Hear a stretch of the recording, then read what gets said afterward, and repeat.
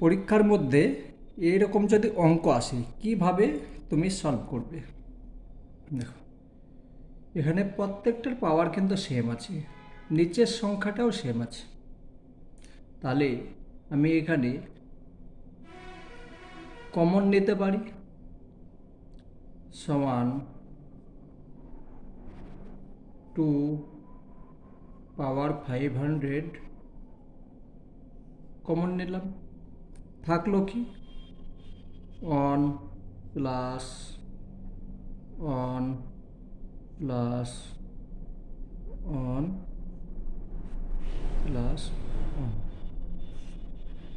এটা কমন নিলাম, তাহলে থাকলো এইটা।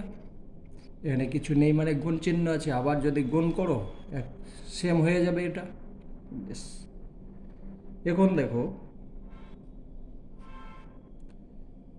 এটা লিখলাম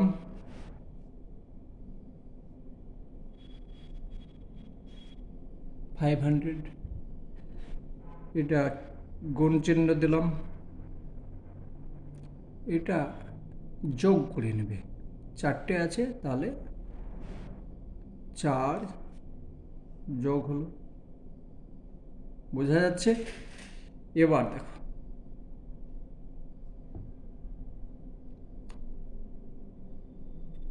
2 পাওয়ার 500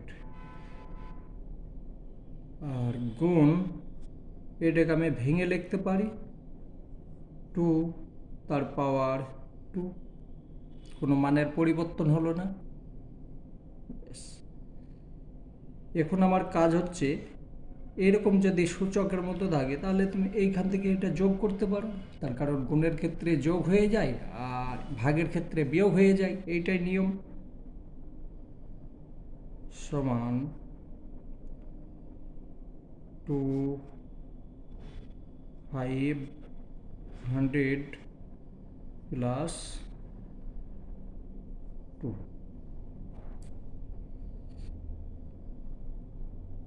সমান 2 500 অ্যান্সার হয়ে গেল। ঠিক আছে, যদি ভালো লেগে থাকে তাহলে লাইক এবং সাবস্ক্রাইব করে নেবে। আবার যখন নতুন অঙ্ক করব সঙ্গে সঙ্গে নোটিফিকেশন পেয়ে যাবে।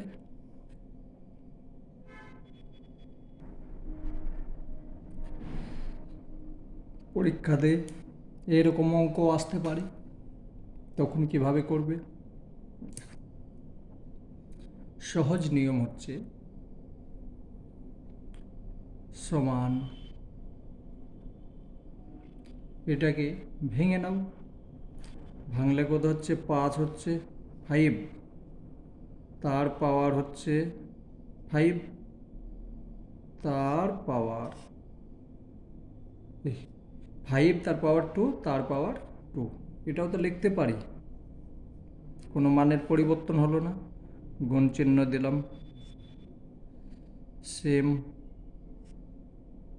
5 তার পাওয়ার 2, তার পাওয়ার এখানে 4 থাকলো।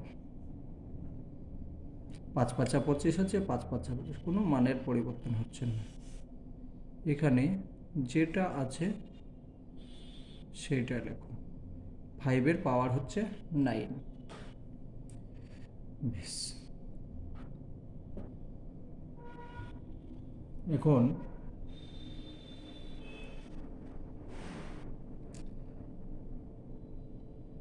সমান, এই পাওয়ারের সঙ্গে এটা গুণ হবে, এই পাওয়ারের সঙ্গে এটা গুণ হবে, এইটাই তো নিয়ম। 5 তার পাওয়ার, এটার সঙ্গে এটা গুণ হলে হচ্ছে 4, গুণ চিহ্ন 5 তার পাওয়ার 4 2 8, 8 হলো। 5 তার পাওয়ার 9। ঠিক আছে, এবার দেখো,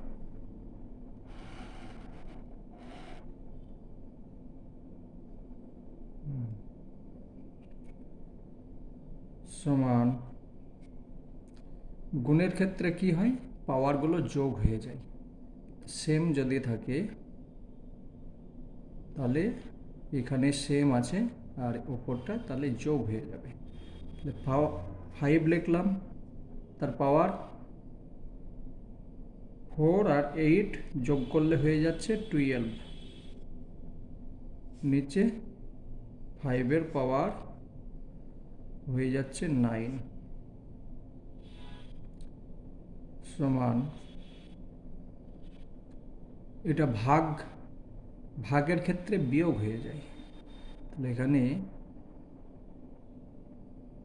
5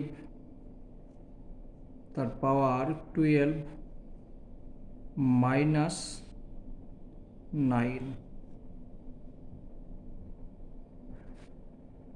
সমান,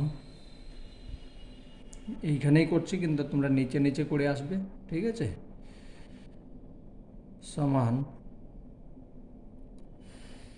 5 তার পাওয়ার, এইটা থেকে এটা যদি বাদ যায় তাহলে থাকছে কি 3 সমান 3টে 5-এর গুণ করলে 1 2 5 125 উত্তর হয়ে গেল।